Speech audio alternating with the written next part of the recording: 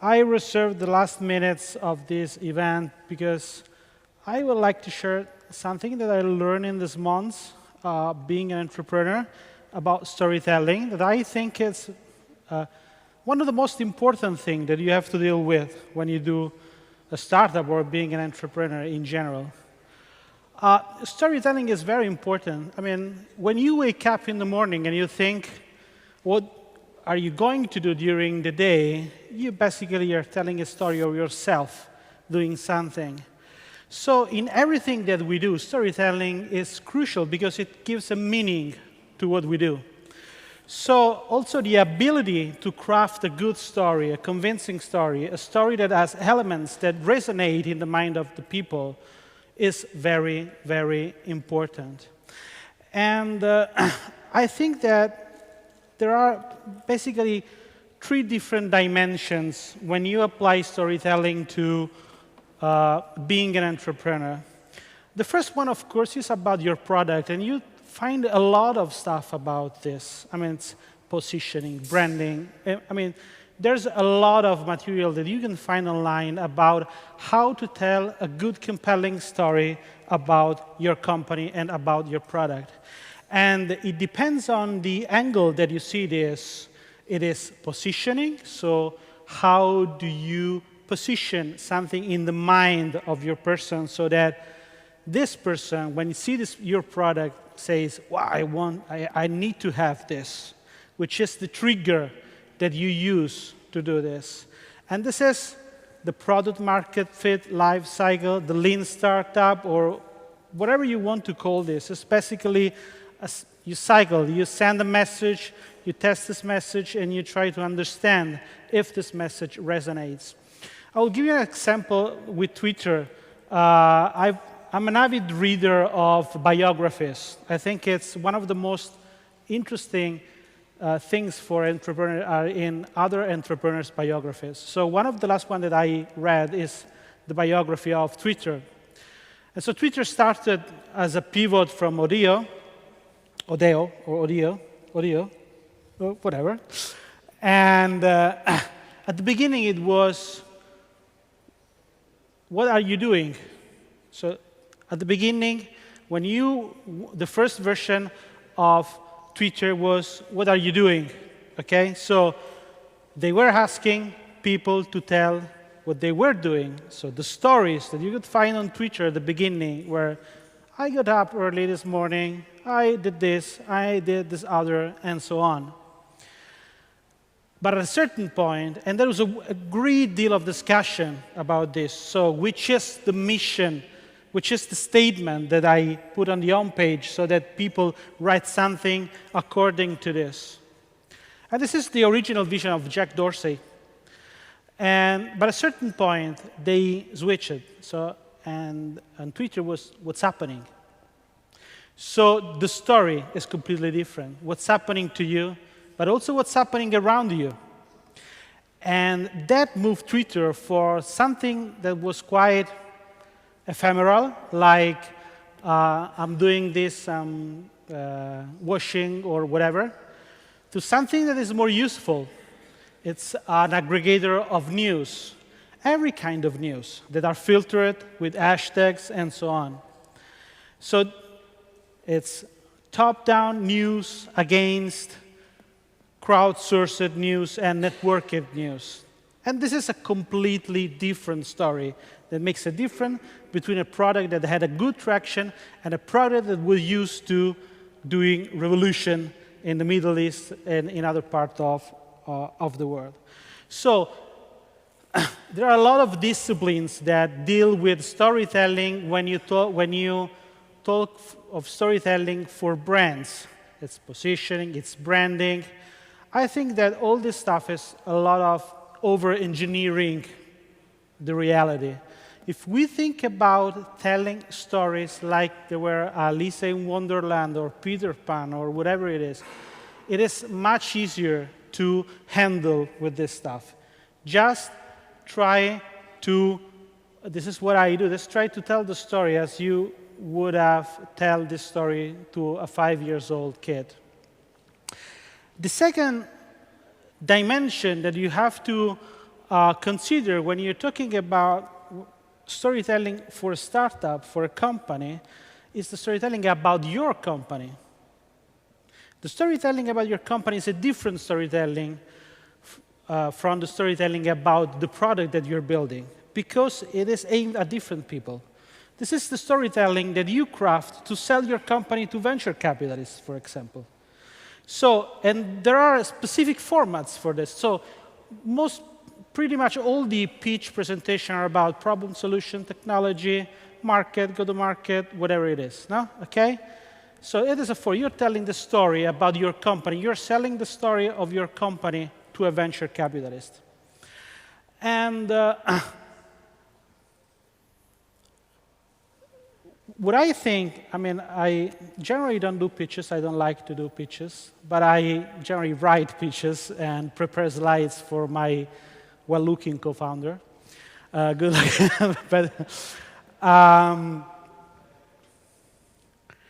is that the only thing that you really demonstrate when you craft this kind of story is that you have done your homeworks. You are simply establishing a common ground with the people you are talking to so that they know that you understand this world. Okay? So when your slides are not convincing on the market, that means that you did not a good job exploring the market potentialities of your companies or the go-to-market strategy of your companies. So the story that you're telling with your pitch is that you have done the right homeworks.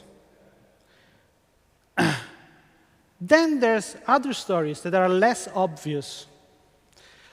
So when you start doing fundraising, which is a very hard, time-consuming thing, very, very hard, also very emotionally compelling, is you start looking on websites of the various VC founders, business angels, and so on.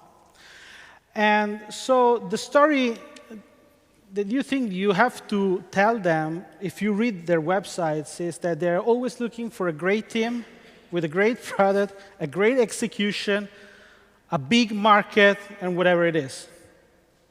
Really? Would you fund a poor team with an horrible product in a shitty market? You wouldn't. But then there are a lot of different stories that you can find from their websites, the companies they invested in, the times that they appear on public speech. For instance, there's a very, very interesting speech from Fred Wilson against Twitter. He was one of the investors in Twitter at the LeWeb of the last year. And he talks about the framework that they are using to decide whether or not to invest in a company. So the story that they're looking for. And they prefer to invest in something that is disrupting a sector because it's a network that against hierarchies and so on. So if you go to this kind of investors and you tell another story, the chances that you look interesting for them maybe are not so good, because it's not what they're looking for. I think that from what I've learned in my experience of talking to venture capitalists, everyone has a sort of ideal founder in their mind, and they try to understand how close you are with this kind of investor, with kind of founder. So if you tell the wrong story to the wrong person, it will never happen that you could manage to raise funds. And I can tell for sure because, we have done a lot of talk with venture capitalists. It's a very hard thing to manage. At the end, there's the less obvious dimension of storytelling related to the startups, to a startup, to being an entrepreneur, which is the story of yourself as an entrepreneur, of you as an entrepreneur.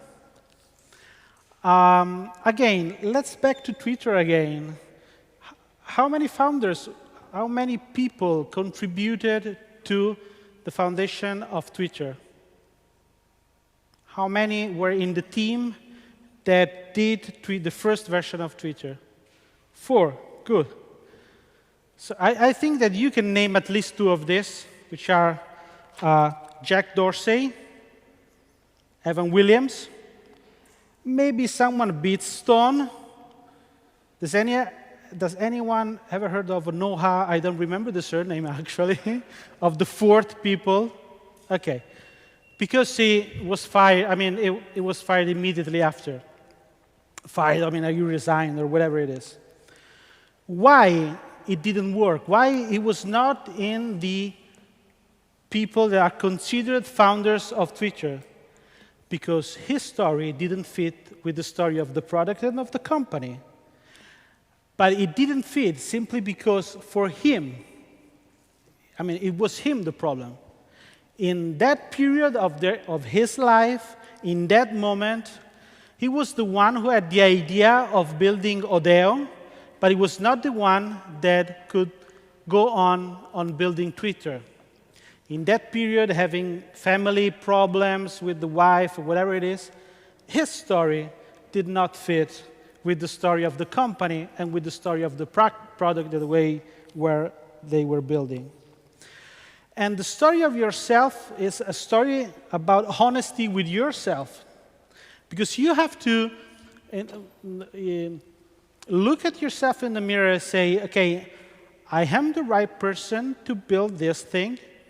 I mean, it's not so obvious, because sometimes we can think, yes, we can do it, but others think it's you have doubts. But think about a person like Richard Branson, Virgin, or Elon Musk, Tesla. You need to have a great deal of confidence to think that you can disrupt the automotive sector, and then, you know what, we will go to the space. Why not? So both Elon Musk with SpaceX and Virgin and Richard Branson are planning to do space travel,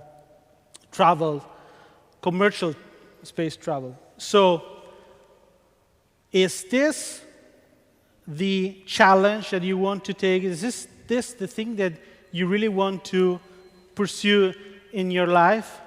If you're honest with yourself, you need to be honest with yourself, because everyone talk about you have to be passionate about something, you have to be passionate about something. To be passionate about something is a proxy, okay? It is not enough that you are passionate about something. I mean, I'm very passionate about food, as you can see. But does this mean that I have to do a startup about food? Or a startup about food essentially is a restaurant to me. No, I don't want to deal with a restaurant every day of my life and being stuck in a restaurant every day of my life. So it is not only about passion, but it is about your lifestyle, what you want to do, and what you feel you can achieve from what you're starting and from your history. Last thing, the 3 dimensions should be coherent. If the 3 dimensions are incoherent, or you will live a miserable life because you are pretending to doing something, so you're faking until you're making it. But faking is hard, it's very hard, or it will be clear at a certain point that they are incoherent, or that you are building a product that doesn't fit with the ambition of the company, or that you're telling that you're building a big product, but when you talk about the company looks very small, or that you want to do this and you want to do this, that your ambition is to do this, but you then at the end do other things.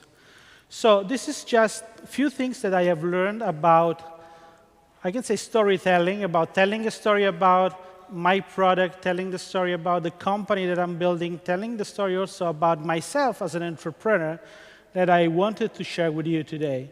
And with this, the event, I think, could be considered finished.